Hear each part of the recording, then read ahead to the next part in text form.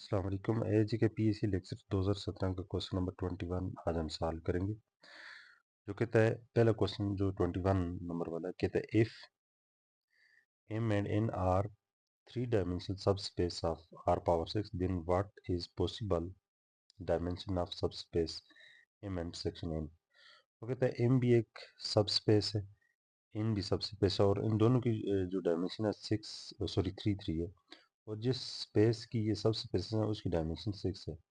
तो कहता है अगर इन दोनों के इंटरसेक्शन लेने हैं वो भी एक सब स्पेस आएगी डेफिनेटली, और उसकी डायमेंशन क्या आएगी। तो हमारे पास एक डायमेंशन फार्मूला है, dimension of m plus n is equal to dimension of m plus dimension of n minus dimension of M and section n. Dimension of m 3 दी हुई है, और इस तरह से डायमेंशन ऑफ एन जो हमारे पास वो भी 3 है। So dimension of m plus n is equal to, अगर हम इधर भी 3 पुट करते हैं इधर भी 3 पुट करते हैं तो ये हमारे पास प्लस होके हमारे पास आ जाता है 6 minus dimension of M and section N. So क्योंकि ये दोनों जो हैं ये सेट हैं, और ये आर पावर 6 के जो 6 डायमेंशनल स्पेस है उसके जो यानी कि आप इसको सेट ही कंसीडर कर लें, इन दोनों को सम करें तो इसका सबसेट आता है। तो dimension of m plus n जो आएगा वो फिर इनकी डायमेंशन अगले हैं तो इसकी डायमेंशन से या तो इक्वल आएंगी या इसके काम नहीं आएंगी। सो हम ऐसा करते हैं कि हम इक्वल कर लेते हैं। So 6 minus dimension of M and section n is less than और इक्वल टू 6। इसका मतलब ये है कि यहाँ पे ये जो dimension of m plus n है वो इधर से 6 minus dimension of M and section n के इक्वल है। तो इसकी जगह पे हम ये चीज़ उठा के यहाँ पे पुट कर देते हैं तो ये आ जाता है। फिर इसको उठा के 6 को उठा के राइट साइड पे ले जाके हम इसको जीरो सब्ट्रैक्ट करते हैं तो जीरो हो जाता है। तो ये माइनस साइन इस इनइक्वलिटी को चेंज कर देगा, यानी कि दोनों तरफ माइनस मल्टीप्लाई करेंगे ये इधर प्लस आ जाएगा, इधर माइनस आएगा तो ये लेस देन ग्रेटर देन में चेंज होगा। इसका मतलब है dimension of M and section N वो greater than or equal to zero होगा, ये तो जीरो से बड़ा होगा, ये जीरो के तकरीबन बराबर होगा। इधर से अगर देखें, इधर से dimension m 3, dimension of n जो है वो 3 है, तो इनमें जो कॉमन डायमेंशन आती है वो 3 आती है, तो वो ये 3 है, ये 3 से छोटा है। एक तरफ से dimension of M and section 3 से छोटा, ये 3 की इक्वल आता है, ये इस तरफ से ये इससे बड़ा, तो फिर इसके दरमियान में ही सब नंबर आ जाते हैं। जीरो को भी इंक्लूड करें तो 3 को भी 0 1 2 एंड 3 आ जाता है, क्योंकि इधर से भी greater than or equal to लग गया, इधर से भी less than or equal to लग गया, यानी कि इधर से भी 3 शामिल है, इधर से भी 0 शामिल है, तो ये 0 1 2 3 वाला जो ऑप्शन था वो करेक्ट था। लेट 22 को देखें। Let A be a m by n matrix, एक मैट्रिक्स है जिसकी ये ऑर्डर है, then which of the following is true, तो क्या ट्रू। तो वो नलिटी एंड रैंक के वाले से क्वेश्चन पूछा हुआ था, देखते हैं। हमारे पास जो फार्मूला है is rank of A plus nullity of A is less than or equal to n. N is the number of columns. So rank of A is less than or equal to minimum of m by n. अगर हम rank लेते हैं किसी matrix का तो वो उसके जो उनकी उसकी जो नंबर ऑफ रोज और number of column, m number of rose n number of columns होते हैं, उनमें से जो छोटा नंबर, फॉर एग्जाम्पल ये 3 है तो ये 2 है, तो ये 2 से छोटा ये उसकी इक्वल आएगा। अगर नंबर ऑफ रोज 6 है, नंबर नंबर ऑफ कॉलम्स 3 है, तो ये 3 के बराबर आएगा रैंक, या 3 से छोटा आएगा। इनमें से जो भी छोटा है, यानी कि रोज कम है तो उनके इक्वल या से छोटा आएंगे, या फिर कॉलम्स की इस तरह से आता है, जो इनमें से छोटा नंबर होता है उसके बराबर यूज। अब अगर देखा जाए यहाँ से नलिटी फाइंड करें तो ये रैंक को उठा के राइट साइड पे लेके आए, तो इन माइनस रैंक ऑफ ए, तो रैंक ऑफ ए तो हमने ये लिखा हुआ, तो माइनस ये कर दें तो ये आ जाता है nullity of A is greater than or equal to n minus minimum of m n. इसके ये वाला ऑप्शन जो बनता था वो वाला करेक्ट था, और कोई ऑप्शन तो करेक्ट नहीं नजर आया। नेक्स्ट करता for what value of see the matrix this and this are inverse of each other. ये मैट्रिक्स और ये मैट्रिक्स आपस में इनवर्सेस कब होंगे, जब इन दोनों को मल्टीप्लाई करें तो वो इसी ऑर्डर के एक आइडेंटिटी मैट्रिक्स के इक्वल आ जाए।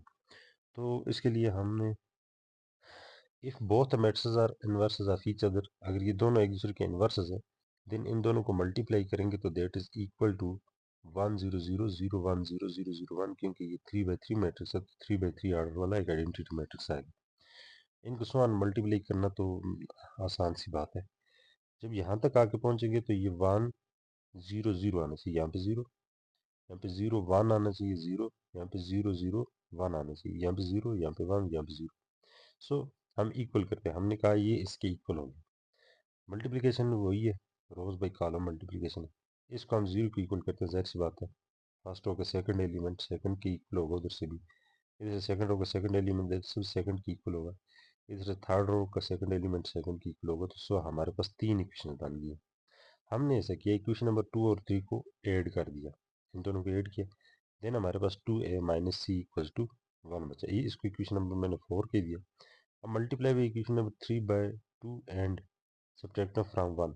इक्वेशन नंबर 3 को 2 से मल्टीप्लाई किया, ये हमारे पास इक्वेशन नंबर 3 है, इसको मैं 2 से मल्टीप्लाई करता हूँ, इधर आ जाएगा माइनस 2b, और इसको देन में सब्ट्रैक्ट करता हूँ इक्वेशन नंबर 1 में से, तो ये और ये सब्ट्रैक्ट होकर कैंसिल होकर b कैंसिल हो जाएगा, ये minus 3a plus 2c equal to 0 equation number 5 बन जाएगी। अब multiplying equation 4 by 2 and adding with 5, तो हमने इक्वेशन नंबर 4 को 2 से मल्टीप्लाई किया, इसको 2 से मल्टीप्लाई किया और 5 में ऐड किया, तो हमारे पास ये बच गया a is equal to 2, put in 4 में उठा के पुट करते हैं, a की वैल्यू तो हमारे पास c की वैल्यू आ जाती है 3, तो c की वैल्यू 3 के लिए वो दोनों मैट्रिक्स जो है एक दूसरे के लिए क्या है, इन्वर्सेस है। उसने सिर्फ c का पूछा था तो हमने इसलिए c की वैल्यू ही बताई। क्वेश्चन नंबर 24 है, if is a linear transformation from r square to r, and if a 1 1 equal to 2, if a 1 0 is equal to 3, then if a 2 3 is equal to क्या होगा। अब उसने 1 1 equal to 2 दिया, 1 0 3 दिया, और इस 2 और इस 3 का पूछ रहा है, अगर इस पे ये ट्रांसफॉर्मेशन बन रही हो लीनियर, तो फिर वो किसकी इक्वल होगा।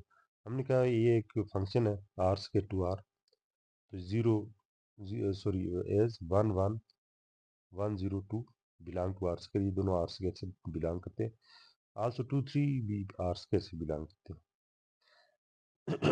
एज इफ इज लीनियर, तो अगर इफ फंक्शन जो हमारे पास वो लीनियर है, so we can write f of u plus v is equal to f of u plus f of v, हम इस शक्ल में लिख सकते हैं, यानी कि लीनियर ट्रांसफॉर्मेशन में वो ऑपरेशन प्लस के अंदर होल्ड करता है, प्लस को अंदर वो ऑपरेशन जो है ना अप्लाई हो सकता है।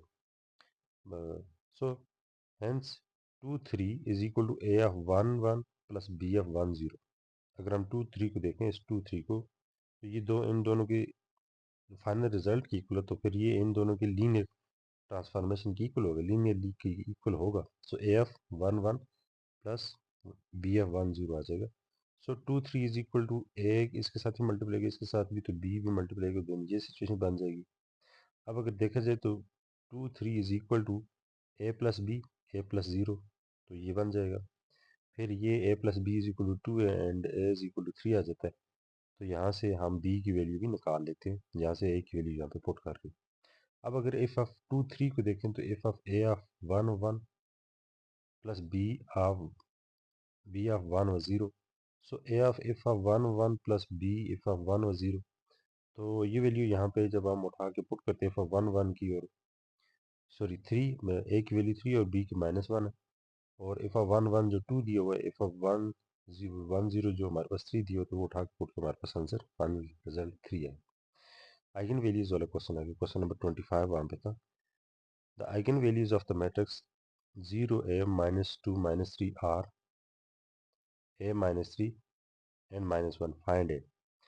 तो sum of eigen values is equal to trace of A, तो जो सम ऑफ आइगन वैल्यूज होता है वो ट्रेस ऑफ ए होता है, यानी कि ये आइगन वैल्यूज उसने दो दिए, इनको हम सम करते हैं तो माइनस 3 आता है, तो ए इज इक्वल टू हमारे पास 1 आ गया।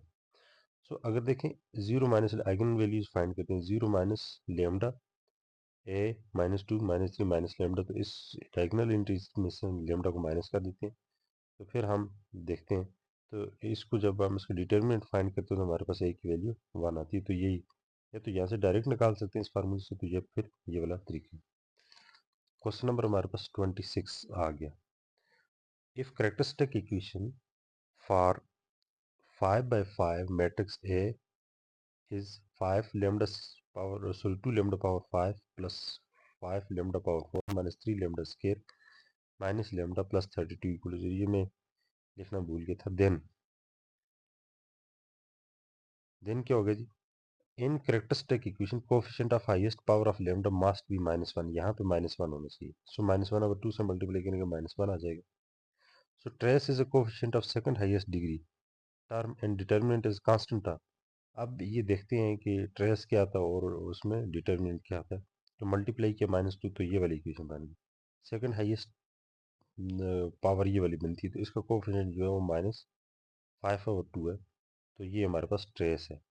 और जो ये कांस्टेंट वाली जो वैल्यू है ये हमारे पास -16 ये डिटर्मिनेंट आ जाता है। तो इस तरह से ये क्वेश्चन भी हमारा कंप्लीट हो गया।